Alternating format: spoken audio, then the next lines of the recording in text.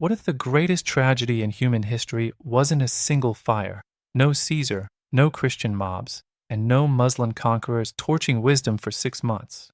The Library of Alexandria, the ancient world's Google, didn't die in a blaze of glory. It faded slowly, painfully, like a star burning out unnoticed. Today, we're diving into the real story, not the myth, the truth, and trust me, it hits way closer to home than you think. Picture this. It's 300 BCE. Alexander the Great is dead, his empire's in pieces, and Ptolemy decides Egypt needs a flex. He wants brains, so he builds the Mouse-Ion, a campus for the world's smartest people, offering free food, housing, and zero taxes. Your only job? Think, write, debate. Next to it, the Great Library, aiming to collect every book on Earth. Ships pulling into Alexandria's harbor meant customs officers checked for scrolls. Found one? Confiscated, copied, original stays, owner gets the knockoff. Rude? Yes. Effective? Absolutely. They even borrowed the official plays of Sophocles and Euripides from Athens, putting down 15 talents of silver as collateral. They sent back copies and kept the originals. Legend says Athens was not amused. But this wasn't just storage, this was innovation central.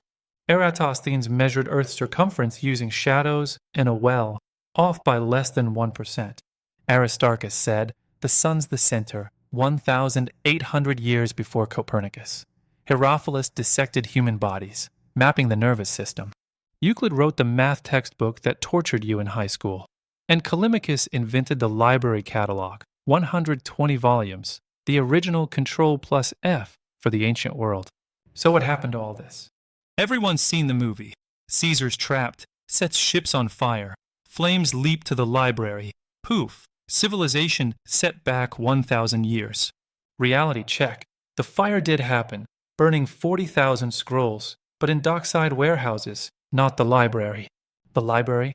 In the Royal Palace District, a different neighborhood. Proof? 28 years later, Strabo visits and says the Mouse-Ion is still running. No giant charred hole mentioned. Weird, right? Myth 2. Christian mob destroys the Serapeum in 391 CE. Emperor Theodosius bans paganism.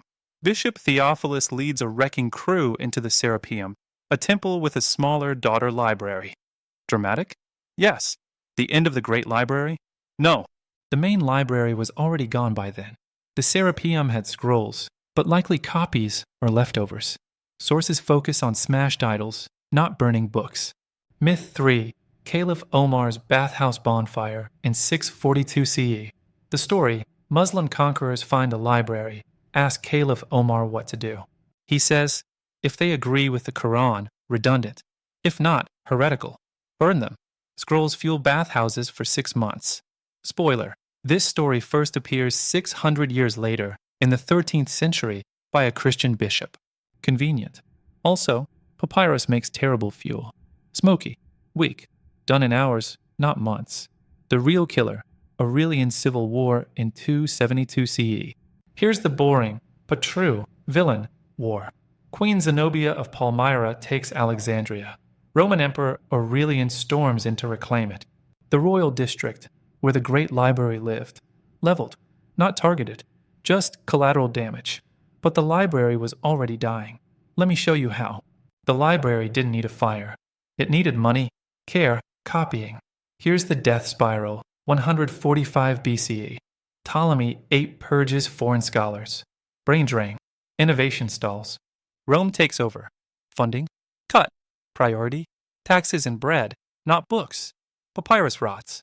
In Alexandria's humid air, scrolls last 200 years max. No budget for scribes equals no new copies equals knowledge evaporates. Culture shifts. By the 3rd century, people care more about theology than astronomy. The Mouse-Ion becomes a relic. So by the time Aurelian's troops roll in, there's no grand library to burn, just a ghost town of ideas. Ever deleted an old hard drive? Or let a blog die because you stopped paying for the domain? That's what killed Alexandria, not barbarians. Boredom. We didn't lose books. We lost universes. Sappho, 9 books of poetry became one full poem plus fragments. We'll never read the rest. Aristarchus' heliocentrism, full math. Gone. Imagine if Copernicus had proof from 300 BCE. Herophilus's anatomy atlases, detailed human dissection, lost, leading to Galen guessing on pigs, and medical errors for 1,500 years. Hero's steam engine, not a toy, a working prototype. The Industrial Revolution, 1,700 years early. And the worst loss? Callimachus's catalog. We don't even know what we don't know. It's like deleting your Google search history, but for all of human knowledge. But here's the twist. The library's body died. Its soul? Immortal. Renaissance scholars hunted surviving texts like treasure. Diderot's encyclopedia became Alexandria 2.0 in 28 volumes. Today, Wikipedia is the new Pinox. The Internet Archive is the new Book Hunters. Google Books is Ptolemy's acquisition policy on steroids. And in 2002, Egypt built the Bibliotheca Alexandrina, a glowing disk by the sea, a middle finger to entropy. We're living in the biggest library ever built. But it's fragile. Link rot. 50% of URLs from 1996 are dead. Cloud centralization. What if AWS goes down forever? Misinformation. We have infinite data, zero curation. The Ptolemies failed because they stopped caring. Will we? Here's your mission. Back up your photos, your writing, your family videos. Support creators, librarians, archivists. Curate your feeds. Delete junk. Amplify truth. The Library of Alexandria 2.0 isn't a building. It's us. So what do you think? Was the library's death inevitable? Or are we making the same mistakes? Drop your thoughts below. I read every comment. If this video made you think, hit that like button and subscribe with notifications on. Next week, we're decoding another lost wonder of the ancient world. Until then, keep your scrolls backed up and never stop copying.